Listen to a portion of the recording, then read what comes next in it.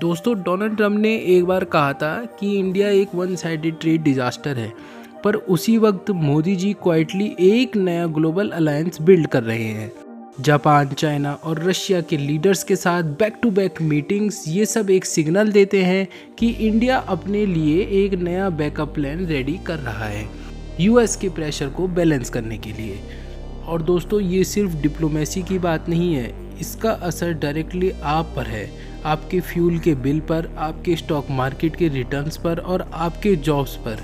आज हम इसी पजल को डिकोड करेंगे। Modi Asia tour. सबसे पहले समझना होगा कि मोदी जी का रिसेंट एशिया टूर एक नॉर्मल सेरेमोनियल विजिट नहीं था, फोटो खींचने के लिए, इसके लिए नहीं। ये एक केयरफुल प्लान्ड बैलेंसिंग एक्ट था। टोक्यो में जापान के साथ 60,000 करोड़ का बड़ा इन्वेस्टमेंट डील साइन हुआ, डिफेंस, सेमीकंडक्टर और टेक्नोलॉजी पर। फिर तियानजिन में चाइना के साथ टॉक्स हुई, बॉर्डर पीस और ट्रेड रिस्टोर करने पर। शी जिनपिंग ने एक लाइन बोली जो सबसे इम्पोर्टेंट थी, कोलैबोरेशन नॉट कन्फ्रंटेशन। रशिया के एससीओ समिट में इंडिया ने क्लियर मैसेज दिया, हम सस्ता ऑयल और डिफेंस कॉरपोरेशन कंटिन्यू करेंगे, चाहे अमेरिका प्रेशर डाले या सैंक्शन।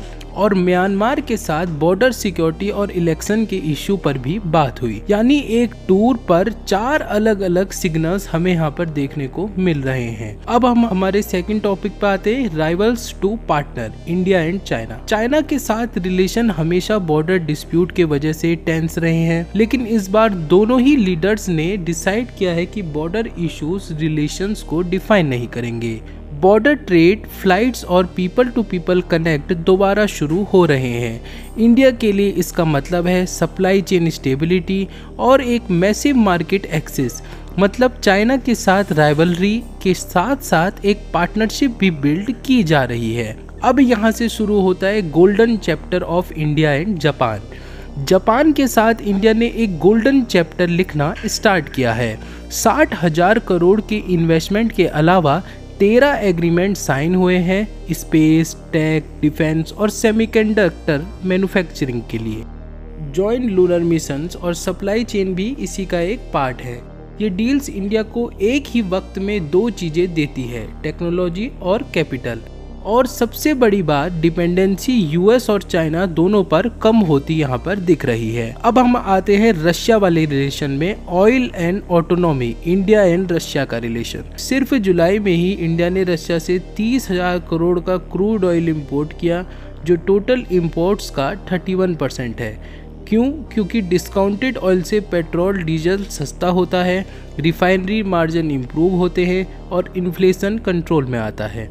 और सबसे बड़ा मैसेज, इंडिया की एनर्जी पॉलिसी न्यू दिल्ली में डिसाइड होती है, वॉशिंगटन डीसी में नहीं, और यही स्ट्रेटेजिकल ऑटोनॉमी होती है। अब ट्रम्प की कंप्लेन तो रुकने का नाम नहीं ले रही है, तो इसकी रियलिटी भी जानते हैं।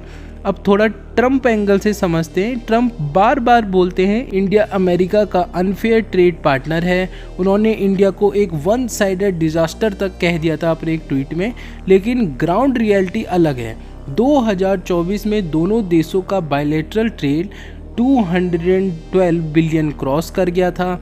इंडिया से आईटी, फार्मा और टेक्सटाइल जा रहे हैं, यूएस से एयरक्राफ्ट, ऑयल और डिफेंस आ रहे हैं। दोनों तरफ से एक्सपोर्ट इंपोर्ट बैलेंस है। मतलब ट्रम्प के शब्द ज़्यादा पॉलिटिकल हैं और इसकी रियलिटी बस एक ही है, नेगोशिएशन। तो फिर सवाल ये है कि ये नए अलायंस इंडिया के लिए अभी क्यों इम्पोर्टेंट है?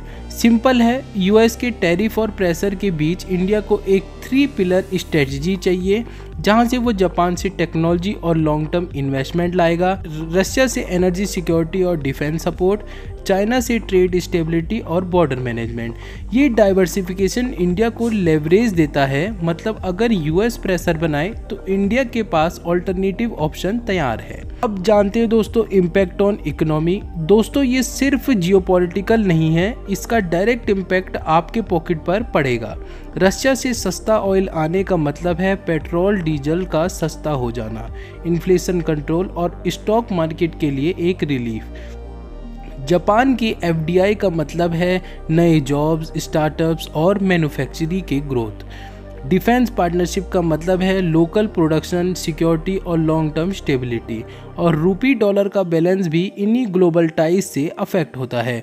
मतलब जो डिसीजन आज मोदी जी फॉरेन पॉलिसीज़ में ले रहे हैं वो कल आपके इन्वेस्टमेंट और सेविंग पर डायरेक्टली दिखाई देंगे। अब इसके कुछ रिस्क और चैलेंजेस हैं तो उसको जानते हैं, पर पिक्चर इतनी स्मूथ भी नहीं है दोस्तों। चाइना के बॉर्डर इशू अभी तक फुल्ली रिजॉल्व नहीं हुए हैं। रशिया के ऑयल पर ज्यादा डिपेंडेंसी रिस्की है अगर सैंक्शन टाइटन हो गए तो। जापान का FDI लॉन्ग टर्म है, पर इंडिया को अपनी पॉलिसी स्टेबल रखनी होगी। और US के टैरिफ एस्केलेट हुए तो नए प्रेशर क्रिएट हो सकते हैं, यानी गेन्स के साथ रिस्क भी आ रहे हैं। अब विजन 2030 क्या कहता है? बाय 2030 इंडिया ने 60 ट्रिलियन इकोनॉमी का एक टारगेट रखा हुआ है। सेमीकंडक्टर्स और टेक में लीडर बनना है, ग्रीन एनर्जी का नेट एक्सपोर्टर बनना है और डिफेंस एंड ऑयल में अपना एक स्ट्रेटेजिक ऑटोनॉमी अचीव करना है। और ये जो नए अलायंस बन रहे हैं, रशिया के साथ एनर्जी, जापान के साथ टेक, चाइना के साथ ट्रेड,